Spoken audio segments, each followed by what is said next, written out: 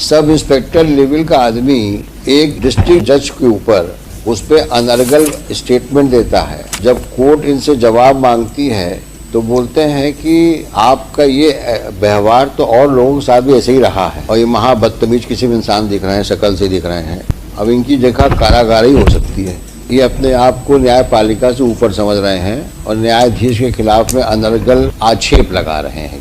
This man go to jail. An officer is not expected to misbehave. He started from the ranks of constable. Yes, sir. He was a constable, rose to now he's sub-inspector. So constable, head constable, and then ASI, and then sub-constable. Direct recruitment for 2012 sub inspector direct.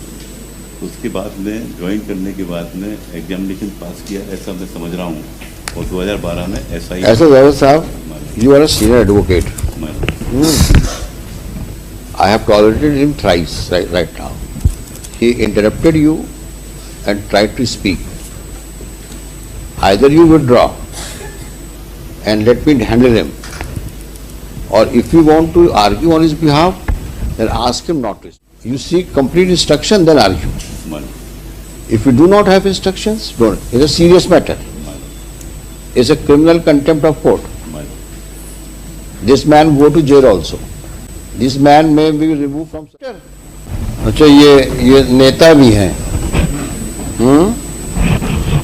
इनका para 5 में देखा आपने क्या कहा इन्होंने? ये police कर्मियों का ठेका ले रखा है कि आपने फलाने के खिलाफ आपने ऐसा किया, आप ऐसा किया। तो इनकी आंखों में भी शर्म नहीं है और ये महा बदतमीज किसी भी इंसान दिख रहे हैं, शक्ल से दिख रहे हैं। अब इनकी जगह कारागार ही हो सकती है। ये जो रिप्लाई पेश किया है इन्होंने, ये अपने आप को न्यायपालिका से ऊपर समझ रहे हैं और न्यायाधीश के खिलाफ में अनर्गल आक्षेप लगा रहे हैं। ये पैरा 5 में देखा आपने? आक्षेप लगाया ही नहीं लगाया इन्होंने। इनका स्तर क्या है, क्या था 2020 में, क्या थे ये है?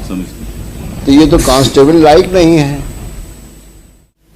एक डिस्ट्रिक्ट जज लेवल के आदमी जज के ऊपर जबकि कोर्ट की कार्रवाई चल रही है उस पर अनर्गल स्टेटमेंट देता है। जब कोर्ट इनसे जवाब मांगती है तो बोलते हैं कि आपका ये व्यवहार तो और लोगों के साथ भी ऐसे ही रहा है और आपकी हम शिकायत करेंगे। और हाईकोर्ट जज का नाम लेते हैं ये। इनकी आप जरा हिमाकत तो देखिए। इनको कार्यपालिका में किसी भी पद पर रहने का कोई हक है? आप ये बताइए। जो सब इंस्पेक्टर लेवल का आदमी जो सिर्फ इस बात के ऊपर से इतना ज्यादा नाराज हो गया कि तुमने हमको ऐसे कैसे कह दिया कि तो हम लेट आए हैं। मतलब जज ये भी सवाल नहीं कर सकता कि आप इतना लेट क्यों आए, और फिर उसको धमकी दे रहे हैं जज को। डीजी पुलिस से करूंगा और हाईकोर्ट जज से करूंगा। मैं नाम नहीं लेना चाहता जज साहब का, नाम लिखा है इन्होंने और उसमें भी कोई सम्मानपूर्वक नाम नहीं लिखा है। जैसे अपने दोस्त यारों से के बारे में बोलेंगे। जिस आदमी के अंदर इस प्रकार की बदतमीजी कूट के भरी हो, उस आदमी को आप क्या समझते हैं? हम लोग को छोड़ देना चाहिए। और इसका इफेक्ट क्या होगा लोअर जुडिशरी में? आज सीनियर जज को आप इस प्रकार से आप बात करते हो, ये आपका डेमेनर है, ये कंडक्ट है। तो हाईकोर्ट से क्या उम्मीद करते हो कि हम अपने जज को इग्नोर करके जो उसके साथ में कोर्ट कार्रवाई वक्त हुआ? It's a case of obstruction in administration of contempt of court, criminal contempt of court. You prepare yourself and argue finally. It is difficult for us to accept your apology. Looking to the proceedings initiated by the judge, followed by statements of persons who were present in the court and who have consistently stated about his conduct in the court.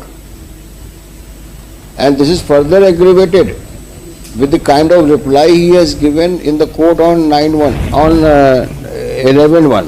And on the top of it, his demeanor before the High Court on the last date of hearing before the bench headed by the Honorable Chief Justice. Have you seen that? After going through this this reply. हाँ, That situation situation. much corrupting after going through this reply only. Obviously, that is why it is written here. This is a reflection of his conduct. My lord. On 9/1, first he tenders apology, and on 11 when he is making allegation against the judge in respect of some other incident, he is naming the persons in that para 5.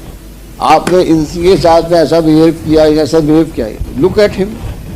यानी अपने conduct कोई apology मांगने के बजाय आप उसके ऊपर allegation लगा रहे हो जज के ऊपर कि आपने फलाने पुलिस वाले के साथ भी ऐसे बिहेव किया था, और आप उम्मीद करते हो कि हाई कोर्ट में हम आपकी जुडिशरी को, सबऑर्डिनेट जुडिशरी को डिमोरलाइज करेंगे क्या, ताकि आप वहां जाके बोले देखा मैंने हाई कोर्ट से ऑर्डर लेके चला आया हूँ, अब बोलो क्या बोलते हो. ऐसा करना चाहते हैं क्या आप? दुधावत साहब सीनियर एडवोकेट है भाई, इनके कहने से हम मान भी जाए शरीफ आदमी है ये, भाई इनका क्लाइंट भी शरीफ होगा, ये मानना तो मुश्किल है.